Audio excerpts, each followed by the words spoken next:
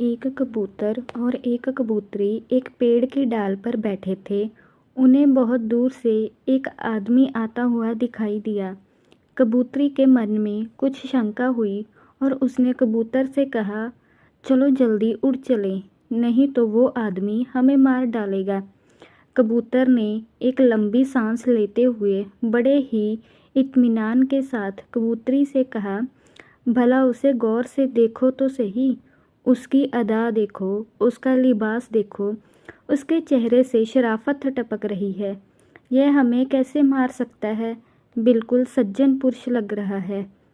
कबूतर की बात सुनकर कबूतरी चुप हो गई। जब वो आदमी उनके करीब आया तो अचानक उसने अपने वस्त्रों के अंदर से तीर कमान निकाला और झट से कबूतर को मार दिया और बेचारे उस कबूतर के वहीं पर प्राण पखेरु उड़ गए। असहाय कबूतरी ने किसी तरह उड़कर अपनी जान बचाई और बिलखने लगी। उसके दुख का कोई ठिकाना न रहा और पल भर में ही उसका सारा संसार उजड़ गया। उसके बाद वो कबूतरी रोती हुई अपनी फरियाद लेकर राजा के पास गई और राजा को पूरी घटना बताई। राजा बहुत दयालु इंसान था। उसने तुरंत अपने सैनिकों को उस शिकारी को पकड़कर लाने का आदेश दिया। तुरंत शिकारी को पकड़कर दरबार में लाया गया और फिर उसने डर के कारण अपना जुर्म कबूल कर लिया। इसके बाद राजा ने कबूतरी को ही उस शिकारी को सज़ा देने का अधिकार दे दिया और उससे कहा, तुम जो भी सज़ा इस शिकारी को देना चाहो दे सकती हो और तुरंत उस पर अमल किया जाएगा।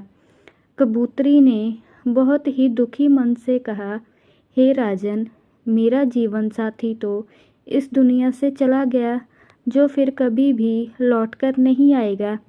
इसलिए मेरे विचार से इस क्रूर शिकारी को बस इतनी ही सज़ा दी जानी चाहिए कि अगर वो शिकारी है तो उसे हर वक्त शिकारी का ही लिबास पहनना चाहिए और ये शराफत का लिबास वो उतार दे, क्योंकि शराफत का लिबास ओढ़कर धोखे से घिनौने कर्म करने वाले सबसे बड़े नीच होते हैं।